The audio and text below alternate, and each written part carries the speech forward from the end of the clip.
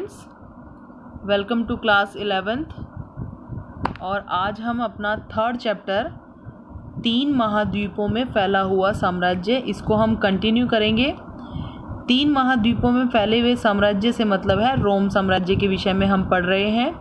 और जो आज का हमारा टॉपिक है वो है अगस्तस का शासनकाल, यानी कि ये जो एक महान सम्राट हुए हैं इनके शासनकाल के विषय में हम इस जो है टॉपिक में पढ़ेंगे। तो ये देखिए, जो अगस्तस था ये रोम का प्रथम सम्राट था और जो उसने 2700 ईसा पूर्व से लेकर के 1400 ईसा पूर्व तक शासन किया।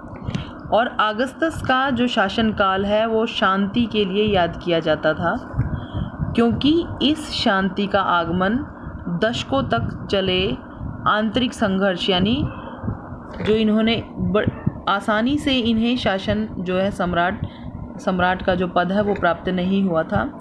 इन्होंने बहुत लंबे समय तक जो है आंतरिक संघर्ष का सामना किया और सदियों की जो है सैनिक विजय के पश्चात हुआ था, यानी कि जब आंतरिक संघर्ष से विजय प्राप्त हुई उसके बाद इनको जो है रोम का जो सम्राट घोषित किया गया।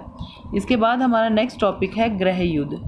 गृह युद्ध का अर्थ क्या होता है? गृह युद्ध दूसरे देशों से संघर्ष के ठीक विपरीत अपने ही देश में सत्ता हासिल करने के लिए किया गया सशस्त्र संघर्ष होता है। यानी कि ये वो ग्रह मतलब घर मतलब अपने देश के अंदर ही, गृह युद्ध यानी कि अपने देश के भीतर ही जो किसी मुद्दे पर संघर्ष होना, ये गृह युद्ध कहलाता है। यानी बाहरी देशों के साथ संघर्ष करते करते ठीक उसी समय अगर आपके जो है साम्राज्य में भी आंतरिक जो संघर्ष चलना शुरू हो जाए तो ये गृह युद्ध कहलाता है। और ये जो गृह युद्ध है देश में सत्ता हासिल करने के लिए जो है किया जाता था, ये एक सशस्त्र संघर्ष होता था।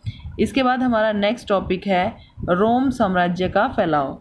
यानी कि जो ये रोम साम्राज्य है, मैंने आपको प्रारंभ में ही जब हमने चैप्टर स्टार्ट किया था तभी मैंने आपको बता दिया था कि जो रोम साम्राज्य एक विशाल साम्राज्य था।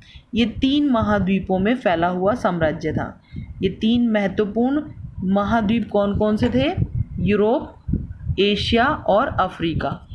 इनका जो है एक बहुत बड़ा हिस्सा जो ये रोम साम्राज्य के रूप में जो है माना जाता था। यानी कि ये बहुत बड़ा क्षेत्र, इन तीनों महाद्वीपों का बहुत बड़ा क्षेत्र है जो वो रोम साम्राज्य के अंतर्गत आता था। इसके बाद है हमारा रोम साम्राज्य के राजनीतिक इतिहास के 3 प्रमुख खिलाड़ी। यानी कि जो राजनीति है, राजनीति का आधार जो 3 प्रमुख जो है खिलाड़ियों पर होता है। यानी कि प्रमुख जो राजनीतिक जो खिलाड़ी कौन कौन है, यानी कि आपको पता है पूरे साम्राज्य का उस समय अगर हम इतिहास को उठा के देखें तो साम्राज्य जो है मुख्यतः इन 3 लोगों के अधिकार में होता था। सबसे पहला, पूरे साम्राज्य पर जो है राजा जो सम्राट होता था उसका अधिकार माना जाता था। उसके बाद कुलीन या अभिजात वर्ग, कुलीन वर्ग यानी कि उसी के कुल के वर्ग, उसी के कुल के लोग, या फिर जो है अधिक जिनकी जो आर्थिक स्थिति है वो बहुत ज़्यादा अच्छी होती थी, जैसे पादरी वर्ग या मतलब बड़े बड़े ज़मींदार इस वर्ग में आते थे। इसके बाद जो है तीसरा जो मुख्य जो विशेषता होती थी वो सेना की होती थी साम्राज्य में। जो सेना है उसका प्रमुख स्थान होता था। यानी कि ये 3 ऐसे वर्ग होते थे जिनका साम्राज्य की राजनीति में महत्वपूर्ण स्थान होता था। इसके बाद है ड्रेसल 20। ड्रेसल 20 क्या था? स्पेन में उत्पादित जैतून का जो तेल था ड्रेसल 20। ये देखिए, ड्रेसल 20 नामक जो है कंटेनर में लाया जाता था। यानी जो जैतून का तेल था वो ड्रेसल 20 क्या था? कंटेनर का नाम होता था जिसमें वो तेल भरकर लाया जाता था। एम्फोरा क्या होता था? तरल पदार्थों की ढुलाई के लिए, यानी ढो करके लाने के लिए जो बड़े बड़े कंटेनर होते थे, जिन कंटेनरों में की जाती थी उन्हें एम्फोरा कहा जाता था। इसके बाद देखिए प्रारंभिक साम्राज्य में श्रेणियाँ मैंने आपको बताया था। जो सम्राट होता था, सम्राट के जो साम्राज्य में कौन कौन जो महत्वपूर्ण स्थान रखता था, यानी कि जो साम्राज्य है किन श्रेणियों में बटा हुआ था। तो ये देखिए, सेनेटर्स कौन होते थे? जो ये सैनिक होते थे। सेनेटर्स मतलब इनको हम योद्धा भी बोल सकते थे, जो बाहरी आक्रमणों से अपने देश की रक्षा करते थे या समय आने पर जो है राजा की सहायता करते थे।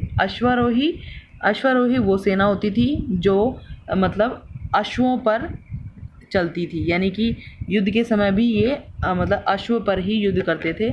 इसके बाद अभिजात वर्ग कौन होते थे? यानी कि जो जिनका मतलब समाज में उच्च स्थान होता था, जैसे बड़े बड़े ज़मींदार होते थे, ये अभिजात वर्ग में आते थे। और फोर्थ है हमारा फूहड़ निम्न वर्ग या दास, यानी कि वो लोग जिनका समाज में बहुत निम्न जो है स्थान होता था, वो ज़्यादातर दास होते थे और जो है उनका जो कर्म क्या होता था, दूसरों की सेवा करना होता था। अब ये देखिए, परवर्ती काल में श्रेणियाँ। परवर्ती काल मतलब अगर हम प्रारंभ में देखें जो समाज होता था या साम्राज्य होता था, वो किन श्रेणियों में बटा होता था। ये देखिए, ये 3 श्रेणियों में बटा होता था: अभिजात वर्ग, मध्य वर्ग और निम्नतर वर्ग। अभिजात वर्ग में जो है कुलीन श्रेणियाँ आती थी, यानी कि जो ऊंचे कुल के लोग होते थे या बड़े बड़े ज़मींदार धनी लोग होते थे, ये अभिजात वर्ग में आते थे। मध्य वर्ग में जो छोटे किसान हैं या कारीगर शिल्पकार, ये मध्य वर्ग में आते थे। निम्नतर वर्ग में जो है सेवक, दास, भूमिहीन मजदूर ये सभी इस वर्ग में आते थे। इसके बाद देखिए, रोम साम्राज्य में ईसाई धर्म। अगर हम देखें तो जो ईसाई धर्म है उसको जो है यहाँ के रोम के सम्राट ने 312 में जो है इसे राज धर्म घोषित कर दिया था, यानी ईसाई धर्म को यहाँ ये राज्य धर्म घोषित कर दिया गया था। तो ये आपको क्लियर हो गया। ये सारे पॉइंट्स आपको अच्छी तरह से क्लियर हो गए होंगे और आप इस वीडियो को बार बार देखिए। बार बार देखने से आपको ये सारे पॉइंट्स बिल्कुल अच्छी तरह से क्लियर हो जाएंगे। Thank you, have a nice day.